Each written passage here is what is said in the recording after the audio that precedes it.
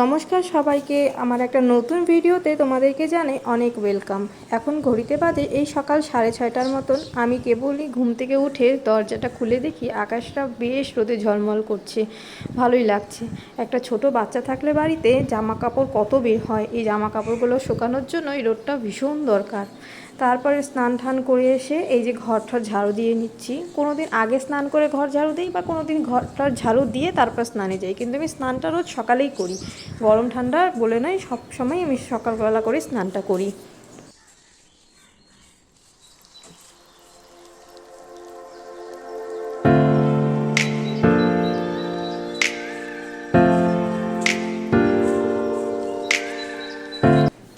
সিঁড়িগুলো ঝাড়ু দিয়ে এসে এই যে ঘরটা এখন জানলাগুলো খুলে নিচ্ছি। জানলা টানলা খুলে সোফাটা পরিষ্কার করব। রাত্রে মেয়ে এই সোফাতে উঠে খেলা ঠেলা করেছে, আমরাও বসে টিভি দেখেছি। সোফাটা অগোছালো হয়ে আছে, রাত করে আর পরিষ্কার করে রাখা হয় না। সকালে এসে একবারে ঝাড়ু দিই, ঘর ঝাড়ু দিই, সোফা পরিষ্কার করে সোফার এই কভারটা পরিষ্কার করে পাতি, কুশন টুশন পরিষ্কার করে পাতবো। আর ওর বাবার কিছু জামা কাপড় এই সোফার মধ্যে ছড়িয়ে রেখেছে, ওগুলোই পরিষ্কার করে রাখছিলাম।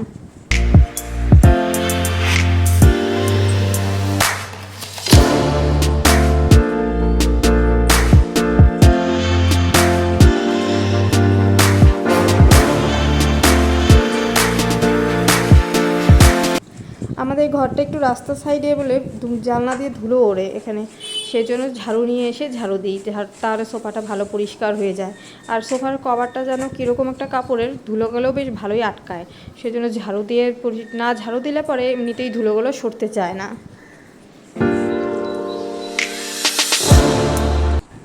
সোফা পরিষ্কার করে চলে আসলাম বেলকনিটা ঝাড় দিতে। বেলকনিটা ঝাড় দিয়ে গিয়ে আবার ওই রুমটাই পরিষ্কার করব। সোফাটার থেকে অনেক নোংরা নিচে ফেলেছি, এখন ওই ঝাড়ু দিয়ে ওগুলো সব বার করতে হবে।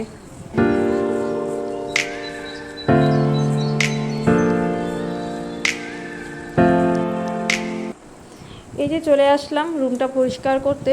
কাল রাতে মেয়ে খেলেছে, সব খেলনা তো গুটিয়ে রেখেছি, কিন্তু কিছু কিছু খেলনা দেখি সোফার নিচে, ছোট ছোট খেলনা তো ওগুলো সোফার নিচে ঢুকে গেছে। ওগুলোই ঝাড়ু দিয়ে দিয়ে কিছুটা বের করার চেষ্টা করছি, আর কিছু ভেতরে একদম ভেতরে চলে গেছে, ওগুলো সোফা যখন সরাবো তখন বের হবে। মেয়ে কাল ছাদে গেছিলো, ছাদের থেকে দুটো টমেটো নিয়ে এসেছে। টমেটো দুটো এইখানেই ঘরের মধ্যেই ফেলে রেখেছে। এই টমেটো দুটোকে উঠিয়ে রাখছি, পরে আমি রান্নাঘরে নিয়ে চলে যাব।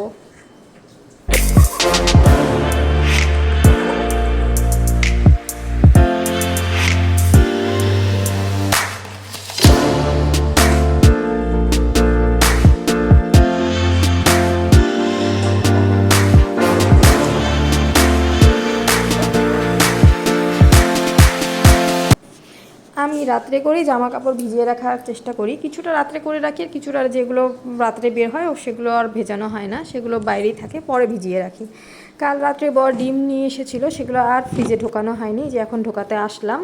এই যে একটা পাতা ডিম এনেছে, আমার ফ্রিজে ডিম রাখার জন্য এরকম একটা ট্রে কেনা আছে, এটাতে করে যেই কটা ডিম আটে সে কটা রাখি, বাদ বাকিটা আমি আবার ফ্রিজের দরজায় যে ছোটো ট্রেটা থাকে ওটাতে করে রাখি।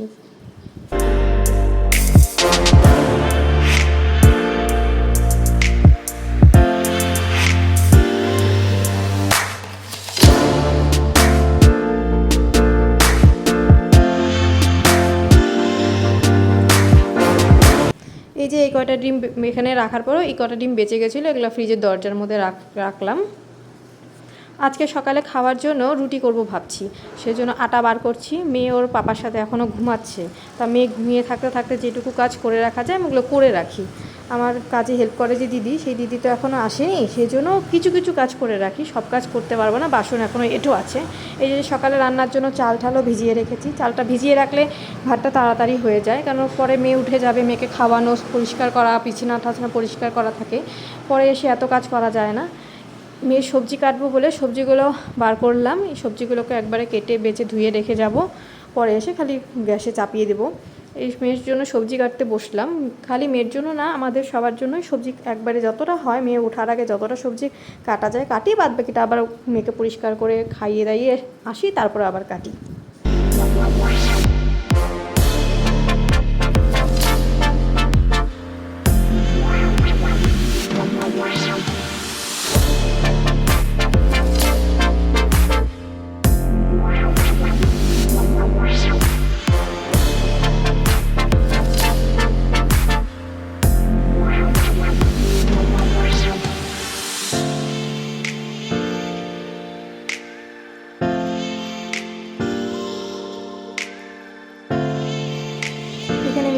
সবজি কাটা কমপ্লিট। মেয়ে সবজিটা এখানে কেটে তারপর ধুয়ে রেখে যাই।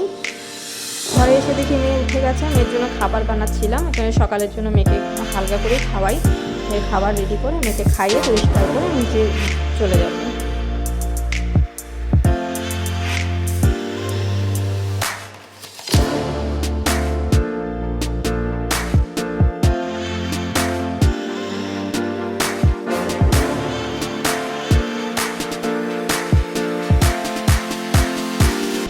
এখানে এক বাটিতে মেয়ের জন্য খাবার গুলিয়েছি, আর এক বাটিতে মেয়ের জল ঠান্ডা করতে দিয়েছি। এই জলটাই বোতলে ভরবো, দুই বোতলে ভরি সারাদিনের জন্য, এই জলটাই খাই।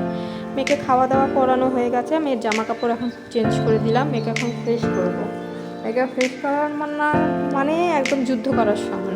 কিছুতেই মেয়েকে ক্রিম দিবে না, কিছুতেই জামা কাপড় চেঞ্জ করবে না, লোশন দিবে না, কিছু করতে চায় না। পরিষ্কার মানে হতে গেলেই ওর মাথা গরম হয়ে যায়। এই কত কিছু বাহানা করে, এখানে চুলকায়, ওখানে মশা কামায়, এসব বলতে থাকে।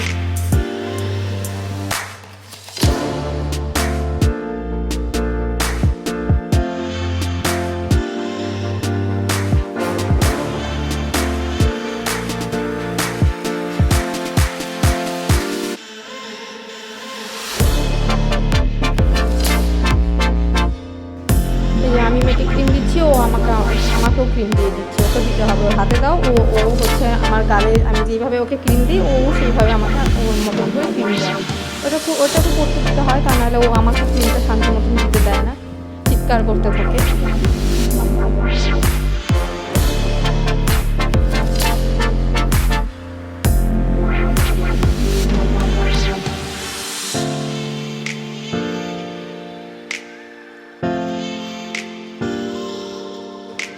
মেয়েকে ফ্রেশ করে খাইয়ে নিচে দিয়ে আসলাম ওর পাপার কাছে। এখন আসছি বিছানাটা পরিষ্কার করবো।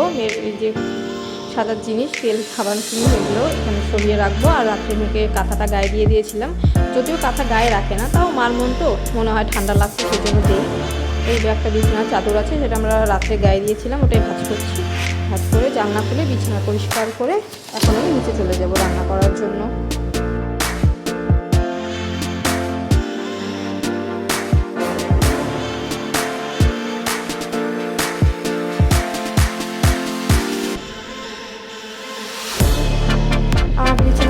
কমপ্লিট, বিছানা ঝাড়ু দিয়ে নিলাম। দেখতেই পারলে যে মেয়ের জলটা ঠান্ডা করতে দিয়েছিলাম, সেই জলটাই এখন বোতলে ভরছি।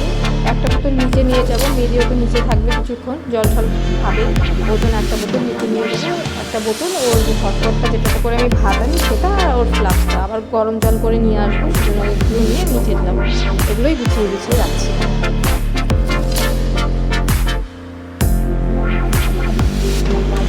নিচে এসে দেখি চা করা কমপ্লিট হয়ে গেছে। চা বেশিরভাগ দিন আমার বর নাহলে আমার দেওয়ারই করে, আমার সময় হয় না। তারপর আমি এখানে রুটি বানাচ্ছিলাম। রুটিটা যদিও আমি মেখেছি, আমার বর বেলেছে, আবার আমি ভাজছি।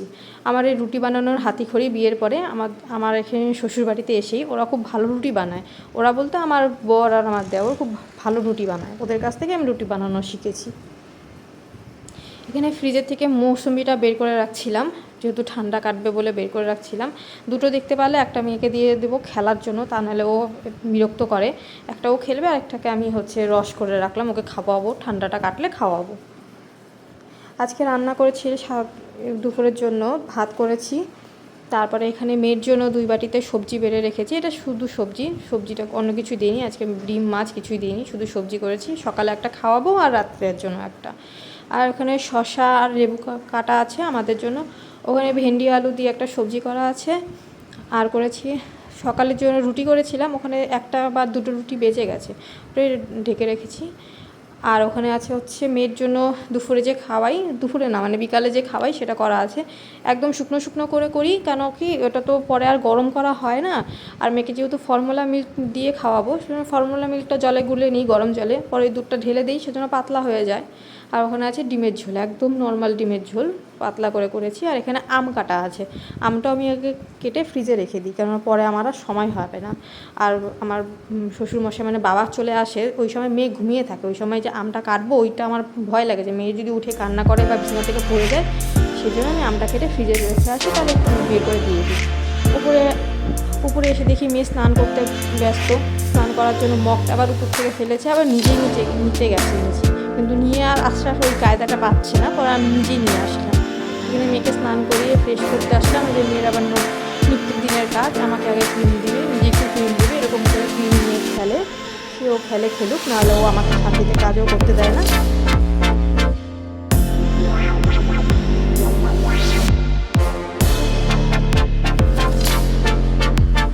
মেয়েকে ক্রিম দেওয়া শেষ, এখন টিপ দিচ্ছি, পাউডার দিচ্ছি, আবার ওকে পাউডার হাতে করে দিতে হবে। যে স্নান করে ফ্রেশ করিয়ে মেয়েকে খাওয়ানোর জন্য নিয়ে আসলাম। কী বা বলছিল মনে নেই। মেয়েকে খাওয়ানো হয়ে গেছে, মেয়েকে ঘুম পাড়ানোর জন্য নিয়ে গেছি। মেয়ে যদিও ঘুমিয়েও গেছে, মেয়েকে ঘুমানোর এটা আমার ইন্ডিয়া টেকনিক। সমস্ত ঘর অন্ধকার করে দিই, তাহলে মেয়ে তাড়াতাড়ি ঘুমায়। অন্ধকার করে এই টাইমটাতে আমিও ঘুমাই। মেয়েকে ঘুম পাড়িয়ে তারপরে বাবা এসেছে, বাবাকে খেতে দিয়ে আমি আবার ছাদে চলে আসলাম। কেননা শুয়ে থাকলে কোনো সময় ঘুমিয়ে পড়ি, পরে মনে থাকে না বৃষ্টি নামলে যে ছাদে জামা কাপড় থাকে, জামা কাপড়গুলো ভিজে যায়।